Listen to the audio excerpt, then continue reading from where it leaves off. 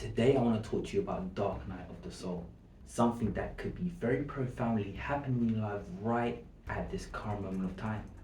You might be suffering, you might be going through things, you might not feel right, you might notice things around you are changing. But this episode is just to let you discern whether you're going through a dark night of the soul. So stay tuned for a good episode, and hopefully we can get some answers and change your life in a profound way for the better. Welcome to Illuminate Disclaimer. You are driven by the finer things. I see more than materials and wealth. What have you got to give to me? What I don't already give myself. You are driven by the Hi everyone, welcome to a brand new episode of Illuminate Disclaimer. Thank you so much for joining us. It's good having you back, and please like and subscribe if you haven't done so already. That would be greatly appreciated. Now today I want to talk about the dark night of the soul. Now a lot of us don't know exactly what the dark night of the soul is, and it's something that I heard quite recently within the last year or so. So I'm going to share the information that I found and also help you try some activities and exercises just to so you're aware of what a dark night soul is and whether it is you going through these things. So stay tuned, stick around. We're going to be talking more about the dark night of the soul, and hopefully by the end of this video not only will you get more information, but you can ascertain whether you are experiencing one of these or something similar. The dark night of the soul is a period of intense despair and suffering. Picture this. Recently you haven't been yourself. It's not like you have a flu. You just feel like the fabric of the reality that you're living in is kind of collapsing. Now, it's imploding, it's exploding, it's doing all these things. You can't complain, but you're just questioning so much things that's going on in your life currently. Now, this is a good thing because you might notice more things that interact with you. You might notice more synchronicities, for example. You might realize that certain things are happening for you for a reason. You can see that maybe you applied for a job but you didn't get that job. You're starting to realize that maybe that job wasn't for you because you're focusing on the monetary aspect of what that job would have provided for you, but it would not give you long-term satisfaction. So there's these little intricate things that you're starting to realize, but you just can't shake this feeling that you have a void inside and you feel quite empty at times. Now, a lot of people might take up vices to, numb the pain. For example, having a drink, or maybe smoking, or maybe even just taking out anger on the closest people around you, including yourself.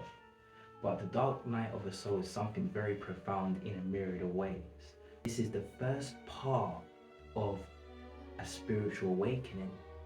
Now, it seems like nothing's going right, and a lot of you might not even know what the term spiritual awakening is. And if you do, that's absolutely amazing. But for those who don't know, a spiritual awakening is where you actually open up your senses and you start to see a completely new world, one that wasn't there before. Now, we live in a third dimensional world right now. So much things going on in the news. There's a lot of hate, despair, and suffering. Sometimes you might just look at the news and be like, there's something bigger to this. Something does not make sense. What is my purpose? I don't feel like I belong in this world. I feel like I'm an alien. And you start to honestly get sad because you might look to the left and to the right of you, and you might just see a lot of people who you used to vibe with, you used to hang around with, and you enjoyed their company. And now is a completely different scenario because you just don't know who these people are anymore. Their jokes, you're starting to not understand them as much. You're just starting to find yourself distancing yourself from them. You might even not talk to your family too often. You might feel like you're the black sheep of the family, for example. And this might have been something that happened, quite recently for you. Now, do not fear. You are not becoming alienated. It's just a new perspective on life. You have a lot of questions, and that's the fact of the matter with the dark night of the soul. You have more questions than answers.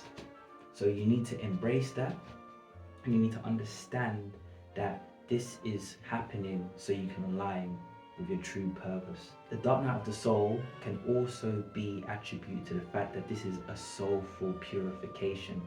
Now, a lot of people talk about this. For example, Carl Jung talks about this at certain length as well. But the most important thing is what you're going through now, although it's temporary, it's going to lead to longer lasting implications, which will be at the benefit of you. You're just going through a period of alignment, and this alignment feels very strange. So please be kind and gentle and patient with yourself. That's something very important. You also need to take the time to realize what you are going through, express the needs, and appreciate yourself in the process, because we don't know what we're truly going through most of the time. So it's up to us to sit down, experience these things, write them down, and see why this is different from, let's just say, you being sick. You feel lightheaded, you feel woozy, you feel like you've got headaches a lot of the time, you feel like you have no energy, or sometimes you might have an abundance of energy, but you need to sit with these emotions, and obviously you will know something's different. So just note all these things down and be kind and patient to yourself in the process. This can also be attributed to certain things in your life where you experience trauma. So dark night of the soul might just happen randomly for some of you, but for others it might be after a time of instant or significant trauma. A lot of people who I've spoken to, the dark night of the soul happened after a significant life event. Maybe there was a loss in the family, for example, or they lost a job, or maybe they became in debt. But we need to actually focus on when we start feeling these things, and it can give us a wider indication of what we're going through. Nights of the soul typically can go from 1 month all the way to a year, and even further with some cases. But the most important thing is to be patient and to be kind to yourself. Be kind to your inner child, listen to soothing music, take up practices such as meditation, and go for long introspective walks where you can start to see how you can improve your life by trying to own in on what you truly want to do, which pleases you in many different aspects over many different dimensions. Now you're going to feel some feelings. You probably feel hopelessness, you might feel despair, you might feel like there's nothing that you can do which will make you happy. You might have difficulty concentrating or even saying, what's the point even doing what I'm doing now? You might give up on your projects. You might just have some physical symptoms of fatigue, stomach aches and headaches too. As I said before, just be completely patient with yourself. Just understand and express emotions where you can, but make sure you don't hurt anybody else in the process. Sometimes if you do feel anger, sometimes it's just good to go for a cry, go for a walk, scream in a pillow, or even find a punching bag or go to the gym. Just try to take care of your emotions without hurting anybody and find the healthiest way to do so. Also, talk to someone you can trust. And if you can't find someone who you can trust to speak to, I would recommend looking at some videos of other people going through the same experiences, and their experiences might give you some profound insight of what you're truly going through. I would recommend highly engaging in spiritual practices such as yoga, meditation, and journaling as well. And also buy some sage and incense, and make sure that your safe space feels safe and welcoming, and just buy some crystals if necessary. I will talk about that in a future video. And the last thing I could say to you is you are not alone. I have been through maybe 2 or possibly even 3 dark nights of the soul, which I can remember. And that was a dark path, but when I started seeing synchronicities, people were telling me my destiny right to my face, and I realized I was in a new world, so to speak. Like, everyone's around me, but my perspective changed. It was literally like I was taken and put on a new planet. The people who I was hanging around with, I didn't understand them as much. I saw how I was damaging myself. I started taking more actions to be more healthier. And from there I realized that my purpose was to help people, but I had to go through a very long time on the dark night of the soul to realize what it was. And just remember, this is a beautiful time of growth and transformation, and I would just say embrace it. Even though it doesn't feel like the best part now, embrace it.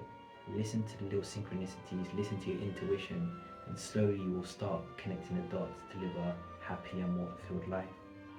This has been a new episode of Illuminate Disclaimer. Thank you so much. I really do hope this helped if you're going through the dark night of the soul. And please leave a comment if you want further information or guided reading. Until then, keep on finding ways to illuminate your path. Take care.